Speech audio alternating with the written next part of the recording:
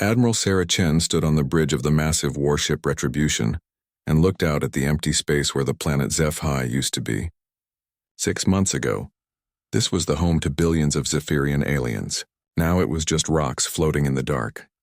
She touched the small metal pin on her uniform. It showed the Earth symbol, but now it had red lines through it. Every human wore one now. It meant they remembered what the aliens did to their world. "Admiral, we're getting reports from the other fleets," said Commander Torres. He was young, maybe 25, but his eyes looked older. All humans looked older now. 12 Zephyrian worlds are gone. Their fleets are running away to the far edges of space. Sarah nodded. 12 worlds for one Earth. It was not enough, but it was a start. The aliens thought humans were weak because they lived on just one planet. They thought wrong. Her computer made a sound. A message from Earth Command came through. General Harrison Vance appeared on the screen. His face was hard like stone. "Admiral Chen, how are our new weapons working?" "Better than we hoped, sir," Sarah said. "The quantum bombs work perfectly. Nothing lives after we use them. The Zephyrian ships try to run, but our hunters are faster." "Good. The council back home wants to know when we'll stop. I told them we stop when every alien that helped attack Earth is dead." "No exceptions," Sarah understood. Before the attack, humans tried to be friends with aliens. They shared technology and food. They helped sick alien children. The aliens said humans were too soft to survive in space. Then the Zephyrians came with their friends. 50,000 ships attacked Earth. They said humans were dangerous and needed to die. They burned the cities. They killed 3 billion people in one day. But humans did not die easy. They fought back with everything they had. When the aliens destroyed the surface, humans fought from underground. When aliens took the moon, humans built new weapons in secret. Dr. Elizabeth Kane made the quantum bombs in a hidden lab under New York. She cried when she finished them because she knew what they would do. But she also knew what aliens did to her daughter. Now every human ship had quantum weapons. They made regular bombs look like fireworks. One quantum bomb could destroy a whole planet. Humans had thousands of them. "Sir, something else," Sarah said to the general. "We found data in the Zephyrian computers. Other alien races are meeting to talk about us. They're scared." General Vance smiled, but it was not a happy smile. "Let them be scared. Fear keeps them away from Earth. Any word from the Galactic Council? They want to meet with us. They say we're going too far. They want us to stop killing and talk about peace." "Tell them this," General Vance said. "We tried peace. We tried talking. Look what it got us. From now on, humans make the rules." The general's face disappeared from the screen. Sarah turned back to look at space. She could see human ships everywhere. Each one was bigger and stronger than anything aliens ever built. Earth had 50 years of alien technology to study. Now they made it better. Captain Rivera walked up to her. He was in charge of the ground fighters. "Admiral, the cleanup teams finished checking HFY. No life signs anywhere. The quantum bombs got everything, even the plants." "Good," Sarah said. She did not feel good about it, but she said it anyway. "What about their history buildings and art?" "All gone. Orders from Earth Command. Nothing left that could make other aliens feel sorry for them." Sarah remembered when she was young. She liked alien art and music. She thought different species could learn from each other. That was before aliens tried to wipe out humanity. Commander Torres spoke up again. "Admiral, long-range sensors show Zephyrian ships heading to the Nexus station. Intelligence thinks they're trying to get help from other alien races. How many ships? Maybe 200. All that's left of their main fleet." Sarah laughed, but it sounded mean. 6 months ago, the Zephyrians had 10,000 ships. Now they had 200 broken ones running away like scared animals. "Set course for Nexus Station," she ordered. "Tell the fleet we're going hunting." The bridge crew started working. Sarah could hear them talking quietly to each other. They sounded excited. Humans used to hate fighting. Now they were good at it. Too good. Dr. Kane's voice came through the communication system. "Admiral, this is Dr. Kane. I have new weapons ready for testing." "What kind of weapons, Doctor?" "Ones that work on space stations. The quantum bombs are too big for buildings, but these new ones can kill everyone inside without breaking the walls." Sarah thought about that. It meant they could capture alien technology without destroying it. "How do they work?" "They turn off the part of alien brains that controls breathing. Very quick. No pain." Sarah was quiet for a moment. Dr. Kane was the smartest human alive, but the war changed her. She used to save lives. Now she found new ways to end them. Send the plans to all ships, Doctor. We'll test them at Nexus Station. The huge human fleet moved through space like angry sharks. Each ship was painted black with the Earth symbol on the side. Aliens called them the Death Fleet now. Sarah liked that name. The Retribution was the biggest ship humans ever built. It was 3 miles long and had enough weapons to destroy 100 worlds. The aliens built it by accident. When they attacked Earth, they left behind damaged ships. Humans fixed them and made them better. 6 months ago, Sarah was a normal fleet officer. She helped protect trading ships from space pirates. She never killed anyone. Now she was the most feared human in the galaxy. Aliens told stories about her to scare their children. Her computer made another sound. This time it was a message from an alien government. The Crystalline Syndicate wanted to talk about peace. Sarah read the message out loud. Admiral Chen, we know humans are angry about the attack on Earth. We did not help the Zephyrians. Please do not hurt our worlds. We can give you technology and food. She deleted the message without answering. Humans did not need alien technology anymore. They made their own. Better alien technology. Commander Torres looked worried. Admiral, should we answer them? Maybe some aliens really didn't help attack Earth. Sarah turned to look at him. He was still young enough to hope for peace. Commander, do you remember what Earth looked like after the attack? Yes, ma'am. I was there. Do you remember the children in the hospitals? The ones who got sick from the alien poison bombs? Torres looked down at his hands. Yes, ma'am. Then you know why we don't answer peace messages. Aliens had their chance for peace. They chose war instead. The bridge was quiet. Everyone remembered Earth after the attack. The burning cities. The sick children. The 3 billion graves. Sarah looked back at the stars. Somewhere out there, aliens were meeting to talk about the human problem. They were trying to figure out how to stop Earth's revenge. They would not stop it. Humans were just getting started. The war was not about territory or resources anymore. It was about making sure no alien ever thought about attacking Earth again. Fear was the best teacher. Admiral Chen touched her Earth pin again and smiled. It was not a nice smile. It was the smile of someone who had work to do. War Prime Kethtar walked slowly through the corridors of Nexus Station. His proud Zephyrian armor was cracked and dirty. 6 months ago, he commanded the greatest fleet in the galaxy. Now he was begging for help from old enemies. The station was full of aliens from different races. They all looked scared. Everyone had heard what humans did to the Zephyrian worlds. 12 planets turned to floating rocks. Billions of lives ended in minutes. Kethtar stopped at a large window and looked out at space. He could see the ships of 3 different alien races. The Crystalline Syndicate brought their diamond ships. The Hive Collective came with their living vessels. The Machine Empire sent their metal warships. All of them were here for the same reason.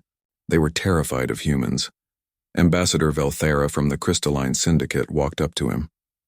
Her body was made of living crystal that changed colors when she was upset. Right now she was bright red. War Prime, my people want to know if you really think this alliance can work, she said. Our races have fought each other for thousands of years. Kethtar's 4 eyes looked tired.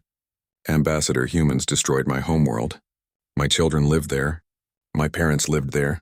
Now there is nothing but space dust where they used to be. We know what humans did to your people, but why should we risk our worlds to help you? Because humans will not stop with us, Kethtar said. They think all aliens are the same.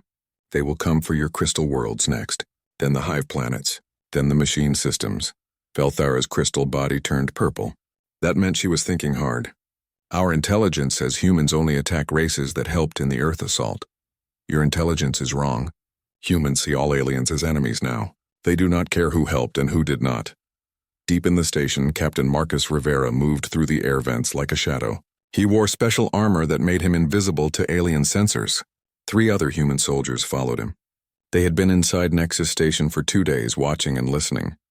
The humans got inside by hiding in a supply ship. The alien security was good, but not good enough. Humans learned to be sneaky during the war. Marcus stopped at a vent opening above the main meeting room. He could see the alien leaders below. His computer recorded everything they said.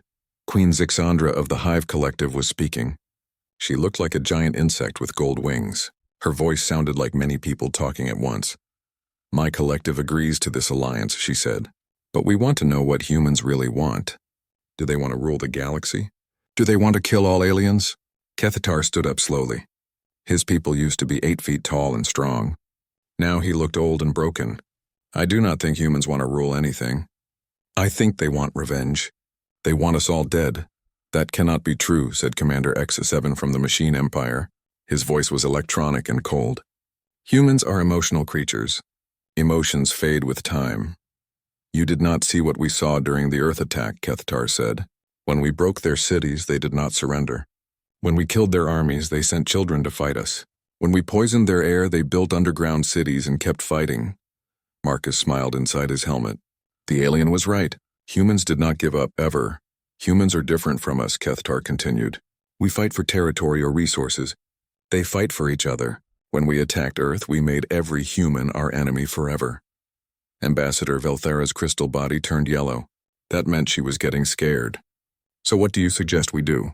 We build the biggest fleet the galaxy has ever seen. We gather every ship from every race. We attack Earth before they get stronger. Queen Zixandra made us sound like angry bees. Attack Earth? That is suicide. Humans have quantum weapons now. They have ships we cannot understand. It is our only chance, Kethtar said. Every day we wait, humans build more weapons. Every day we wait, they get stronger. Marcus heard enough. He signaled to his team. Time to send a message. The 4 humans dropped through the ceiling into the meeting room. Their weapons were already firing before they hit the ground. The alien guards tried to fight back, but it was too late.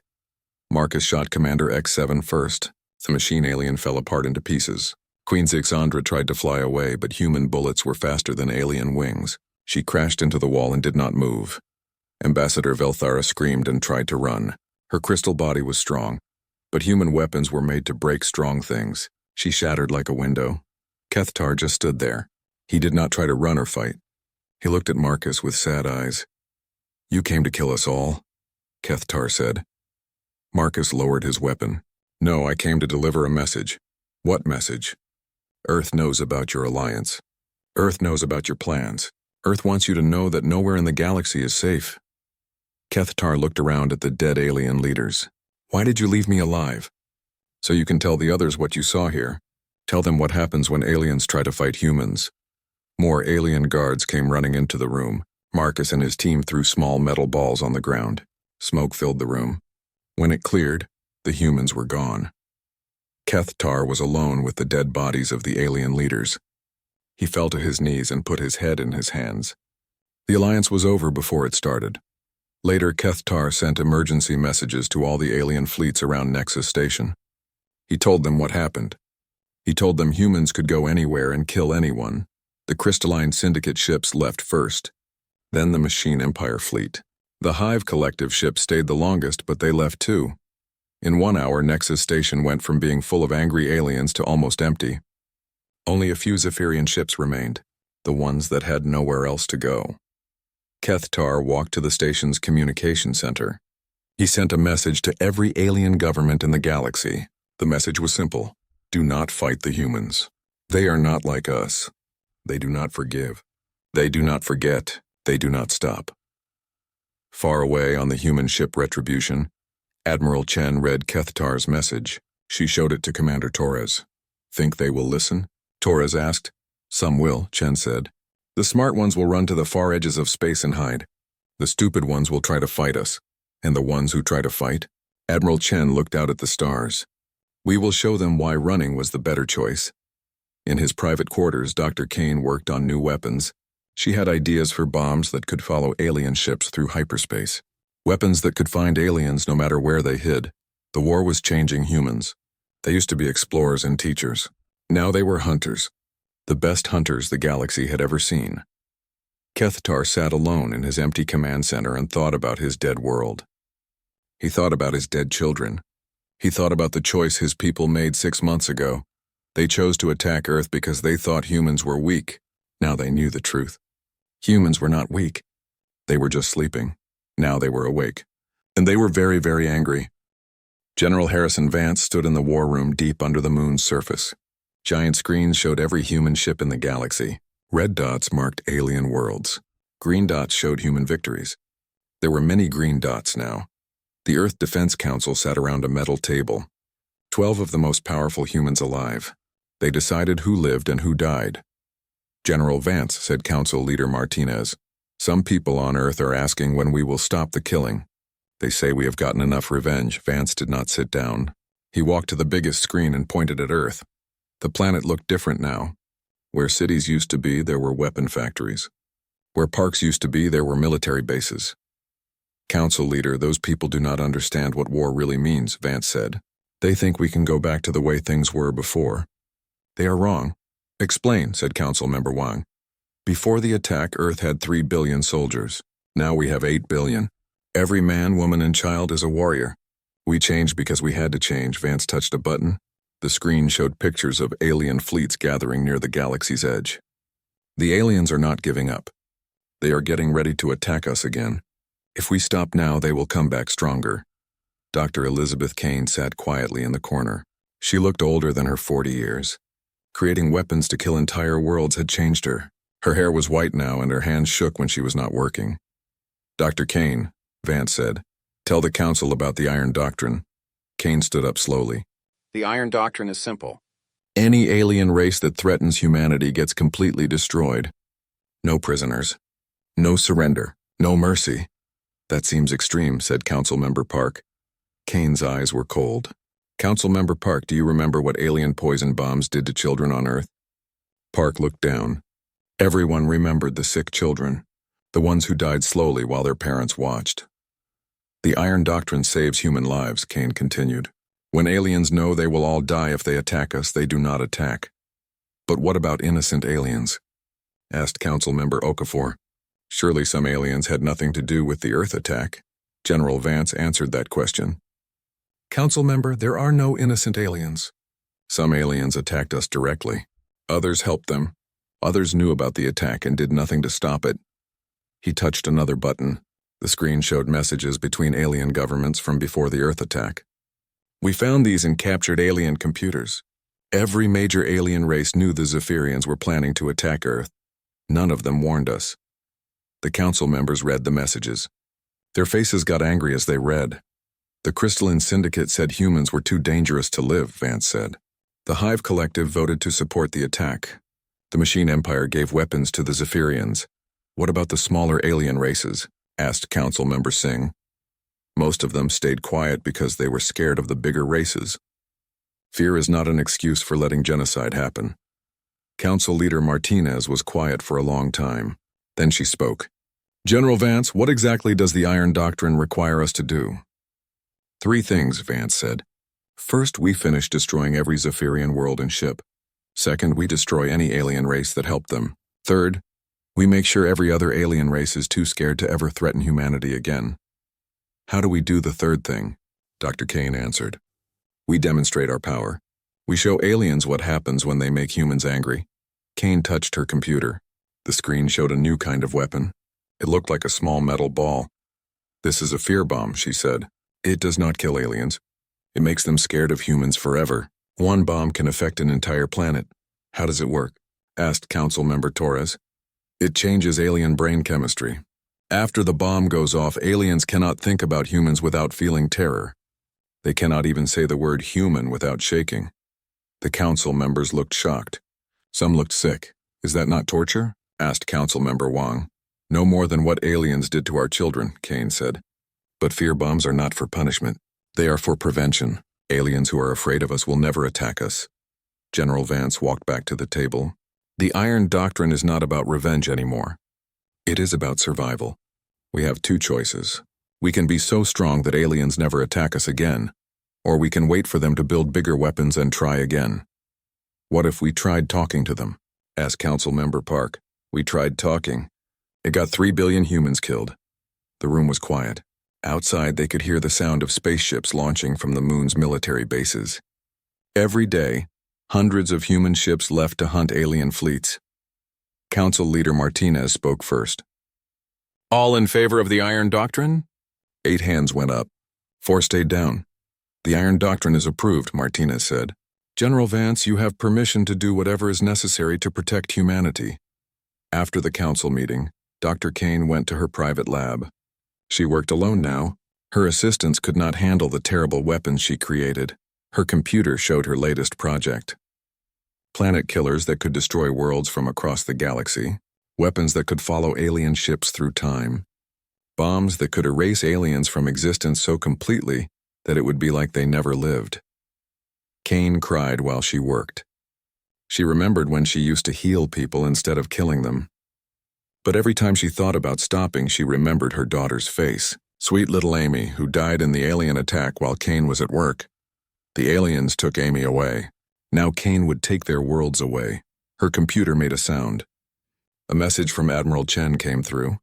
Dr. Kane, Operation Hellfire is ready to begin. We need your new weapons. Kane looked at her weapon designs. Each one could kill billions of aliens in seconds. She had created 20 different kinds of death. Admiral, the weapons are ready, she said. Use them all. On Earth, people worked in the weapon factories day and night. They did not complain about the long hours or dangerous work. They remembered what happened to their world. They remembered their dead families. Children learned to build bombs in school. Teenagers learned to fly warships. Adults learned to kill aliens with their bare hands if needed. Earth was not a planet anymore.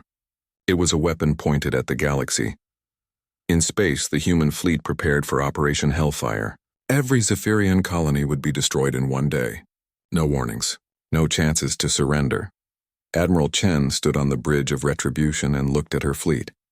2,000 ships, each one carrying enough weapons to destroy a solar system. Admiral, said Commander Torres, some of the Zephyrian colonies have children on them. I know, Chen said. Those children will grow up to be adult Zephyrians. Adult Zephyrians kill humans. But they are just children. Chen turned to look at him. Commander, alien children become alien adults. Alien adults attack human worlds. Do you understand? Torres nodded slowly. The Iron Doctrine was clear. No aliens could be allowed to live if they might someday threaten humanity. Begin Operation Hellfire, Chen ordered. Across the galaxy, human ships moved toward Zephyrian colonies. The aliens would have a few minutes to understand what was happening. Then they would have nothing at all. General Vance watched from the Moon Command Center. On his screens, green dots replaced red dots as human weapons found their targets. The Iron Doctrine was working. Soon there would be no Zephyrians left anywhere in the galaxy. After that, humans would start on the races that helped them. Fear was a good teacher. Soon every alien in the galaxy would learn to fear humans more than death itself. Admiral Sarah Chen floated in the command chair of Retribution as her fleet moved toward the Kepler 442 system. Through the massive bridge windows, she could see 800 human warships moving like a pack of metal wolves. Ahead of them waited the largest alien fleet ever assembled, 10,000 ships from dozens of different races. The Crystalline Syndicate brought their diamond vessels that could cut through metal. The Hive Collective sent their living ships that could heal damage in seconds. The Machine Empire brought warships the size of cities. They all came for the same reason: to stop humanity before humans destroyed everything they loved. Admiral, said Commander Torres. Long-range sensors confirmed 10,300 alien ships. They have us outnumbered more than 12 to 1. Chen smiled. It was not a nice smile. Good. When we win, every alien in the galaxy will know that numbers mean nothing against human weapons. Dr. Kane's voice came through the communication system from her lab ship. Admiral, all ships have the new quantum torpedoes loaded. They will work exactly as designed. What exactly do they do, Doctor? They turn enemy ships into energy. The energy then spreads to nearby ships and turns them into energy too. One torpedo can destroy 100 ships if they stay close together. Chen nodded. Aliens like to fight in big groups. They thought safety came from numbers. Today they would learn that grouping together just made them easier targets. Admiral, said Sensor Officer Kim, the alien fleet is moving into attack formation. It looks like they plan to surround us. Chen looked at the tactical display. The aliens were doing exactly what human computers predicted they would do. Aliens fought the same way for thousands of years. They never learned new tactics. Humans learned new tactics every day. On the alien flagship Diamond Heart, Queen Velthandra of the Crystalline Syndicate looked at her sensors with growing hope. The human fleet was small, much smaller than she expected. Battle Coordinator, she said to her crystal officer. Are you certain these are all the human ships? Yes, Your Majesty. 800 ships. Our intelligence was correct. Humans do not have the resources for a large fleet. Queen Zixandra of the Hive Collective appeared on the communication screen. Her insect face looked hungry. Sister Queen, my collective is eager to begin. We will show humans that the galaxy belongs to us. Commander X9 of the Machine Empire joined the conversation. His robot voice was cold and calculating. All units report ready. Human ships appear to use standard weapons. We project 70% survival rate for our forces. Queen Velthandra felt confident for the first time in months. Begin the attack. Surround the human fleet. Do not let any of them escape. The alien fleet moved forward like a giant net closing around a small school of fish. Their ships spread out in perfect formation. Thousands of weapons powered up and aimed at the human vessels. On retribution, Chen watched the aliens move exactly where she wanted them. All ships, this is Admiral Chen. Execute Plan Omega. The human fleet suddenly changed. Ships that looked like normal warships opened up like flowers. Hidden weapons emerged from every surface. The 800 ships became 8,000 weapons platforms. Fire, Chen said quietly. Space lit up like a new sun. Human quantum torpedoes streaked toward the alien fleet. Each torpedo was small, just the size of a person. But when they hit alien ships, something terrible happened. The first crystalline ship touched by a quantum torpedo simply disappeared. 1 second it was there, the next second it was gone. But the energy from its destruction reached out to nearby ships. They disappeared too. The energy spread like a wave through the alien formation. Hundreds of ships vanished in the first few seconds. The aliens who were still alive watched in horror as their fleets melted away like ice in fire. All ships scatter, Queen Velthandra screamed. But it was too late. The quantum energy was faster than alien engines. The Hive Collective's living ships tried to heal themselves, but there was nothing to heal. The quantum torpedoes did not damage ships. They erased them from existence. The Machine Empire's heavy armor meant nothing. Quantum energy went through armor like it was not there. In 10 minutes, 6,000 alien ships were gone. The remaining 4,000 tried to run, but human ships were faster. Chen activated her personal communication system. Her voice went to every alien ship in the system. This is Admiral Sarah Chen of the Earth Defense Force. You came here to destroy humanity.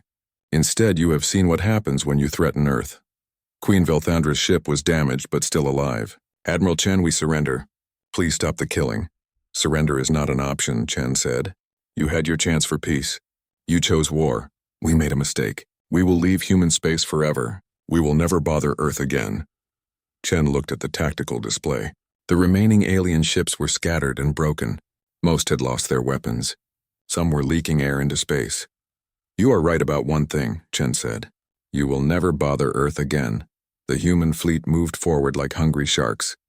They did not fire their big weapons anymore. They used smaller guns to pick off the alien ships one by one. Chen wanted the killing to last long enough for the aliens to understand their mistake. Queen Zixandra's ship tried to hide behind a dead planet, but human sensors found it easily. 3 human ships surrounded it and fired together. The Hive Queen's screams echoed through space communication channels before her ship exploded. Commander X9 tried to fight back with his remaining robot ships, but human weapons were too advanced. His metal warriors fell apart under quantum fire. X9's last message was a single word: impossible. Chen thought it was funny that a machine could not understand how machines could be beaten. Queen Velthandra's ship was the last one left. It floated alone in space, surrounded by the wreckage of 10,000 alien vessels. Her crystal body was cracked and bleeding strange blue liquid. Admiral Chen, she said, my people have children on our homeworld. They had nothing to do with this battle. Please spare them. Chen was quiet for a moment. She thought about human children who died when aliens attacked Earth. She thought about Dr. Kane's daughter Amy. Your children will grow up to be adults, Chen said. Adults who might attack human children someday. That is not acceptable. Please, I am begging you. Zephyrians begged too. It did not save them. Chen gave the order. Retribution's main gun fired once. Queen Velthandra's ship became dust and energy. The Battle of Kepler 442 was over. 10,000 alien ships destroyed. 800 human ships survived without serious damage. But Chen was not finished. She opened communication channels to the entire galaxy. Every alien government would hear this message. This is Admiral Sarah Chen. Today, 10,000 alien ships came to destroy humanity. All of them are dead. Their crews are dead. Their leaders are dead. She paused to let that sink in. Let this be a lesson to every alien race in the galaxy. Humanity tried peace with you. You responded with genocide. Now we respond with superior firepower and complete victory. From now on, any alien ship that comes within 100 light-years of human space will be destroyed. Any alien government that threatens Earth will be erased from existence. Any alien race that helps our enemies will share their fate. We are not your equals anymore. We are your superiors. Remember that, and you might live long enough to see tomorrow. Chen ended the transmission and looked out at the debris field that used to be the galaxy's greatest alien fleet. Human ships moved through the wreckage looking for any survivors to kill. There were no survivors. Commander Torres looked sick. Admiral, was all this killing really necessary? Chen turned to look at him. Torres was young and still hoped for peace. She remembered being young like that. Commander, those aliens came here to kill every human in the galaxy. Now they are dead instead of us. That makes it necessary. But 10,000 ships? 10,000 ships that will never attack human children. 10,000 ships that will never burn human cities. 10,000 ships that will never make human mothers cry. Torres nodded slowly. He was learning what war really meant. Dr. Kane's voice came through the communication system again. Admiral, I'm detecting quantum signatures from the alien homeworlds. They're mobilizing their remaining fleets. Chen smiled her cold smile. Let them come. We have plenty more torpedoes. In the wreckage of the alien fleet, pieces of crystal and metal floated silently through space. Each piece was a reminder that challenging humanity was the last mistake any alien would ever make. The galaxy was learning to fear Earth. Fear was a good teacher. Admiral Sarah Chen stood in the ruins of what used to be the greatest city in the galaxy. 6 months ago, this was HFY Prime, capital of the Zephyrian Empire. Billions of aliens lived here in crystal towers that reached toward the stars. Now it was Firebase Alpha, humanity's first military base outside their home system. Where alien temples used to stand, humans built weapon factories. Where alien schools used to teach young Zephyrians about art and music, human soldiers learned new ways to kill. The crystal towers were gone, replaced by metal fortresses that could destroy planets. Chen walked through the main command center. Human technicians worked at computers built from alien technology. They were tracking the last remaining alien fleets as they ran toward the edges of the galaxy. Admiral, said Commander Torres, General Vance is ready for the monthly report. General Vance's face appeared on the communication screen. Behind him, Chen could see the Earth-Moon Command Center. It was bigger now, carved deep into the moon's core. If aliens ever attacked Earth again, humans would be ready. Admiral Chen, Vance said, what is the status of the crystalline worlds? All destroyed, sir. We used the new planet-killer weapons Dr. Kane designed. Nothing left but asteroid fields. Casualties? Approximately 40 billion crystalline aliens. No human losses, Vance nodded. And the Hive Collective? Extinct, sir. We found their last breeding world yesterday. The Queen was trying to hide her eggs in underground caves. We used quantum bombs to collapse the entire planet. Machine Empire? 12 robot worlds left. We should finish them by next month.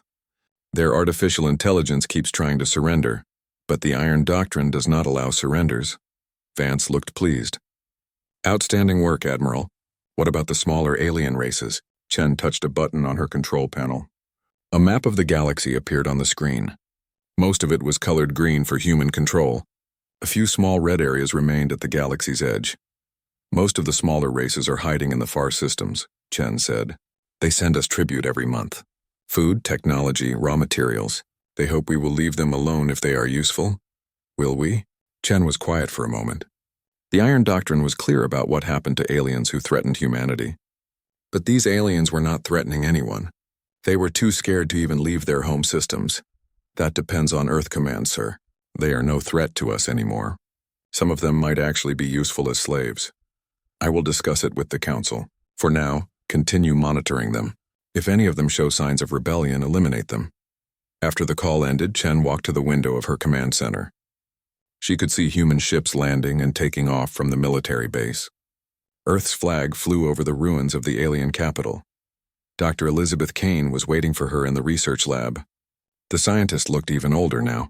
Creating weapons to destroy entire species had taken a heavy toll on her mind and body. Admiral, Kane said, I have something important to show you. Kane led her to a large computer display.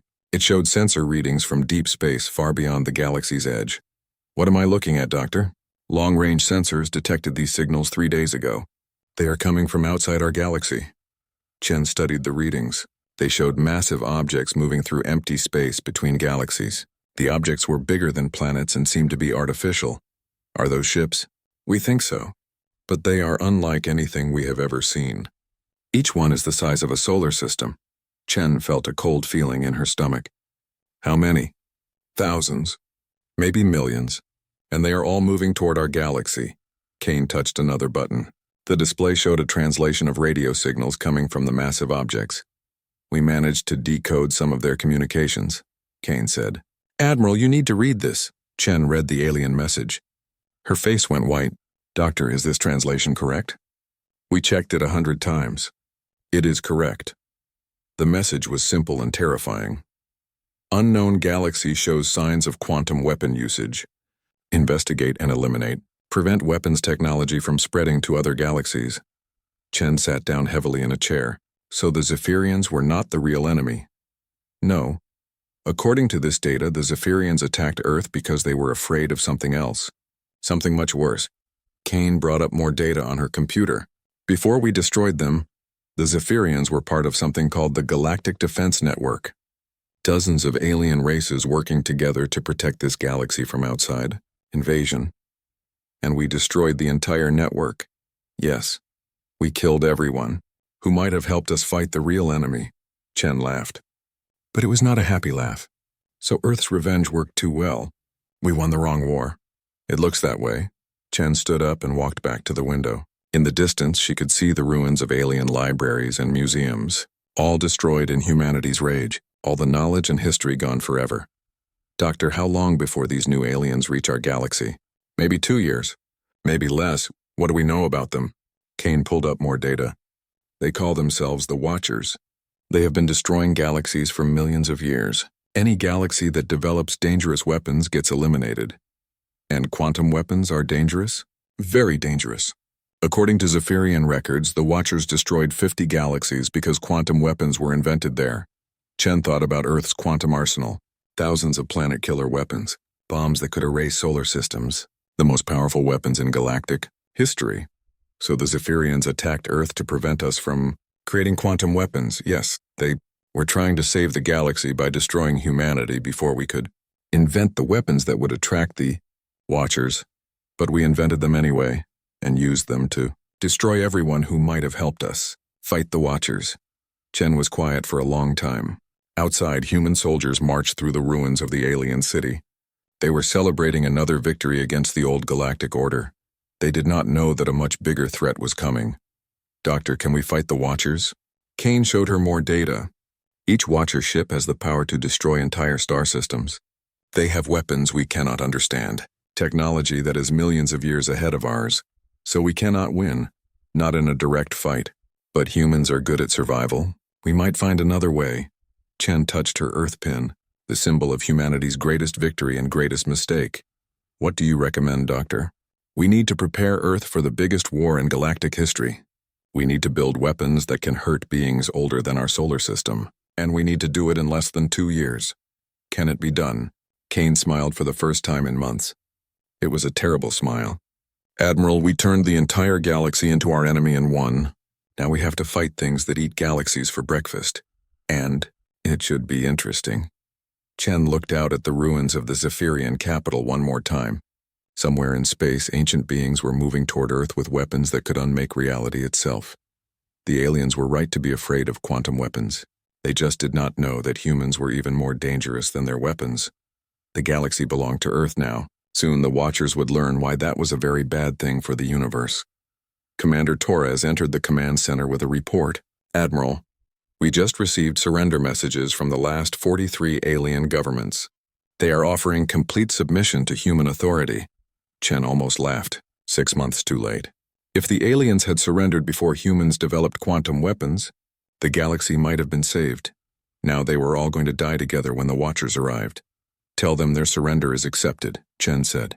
Then order all human fleets to return to Earth. We have a new war to prepare for. Torres looked confused. A new war? Against who? Shen looked at Dr. Kane, who nodded. Commander, remember how the Zephyrians said humans were too dangerous to live? Yes, ma'am. They were right. And now something much older and stronger than the Zephyrians is coming to prove it. Outside, human ships continued landing on the conquered alien world. They brought more weapons and more soldiers to guard Earth's new empire. None of them knew that their empire would soon be tested by enemies who had been destroying galaxies since before Earth existed. The real war was about to begin,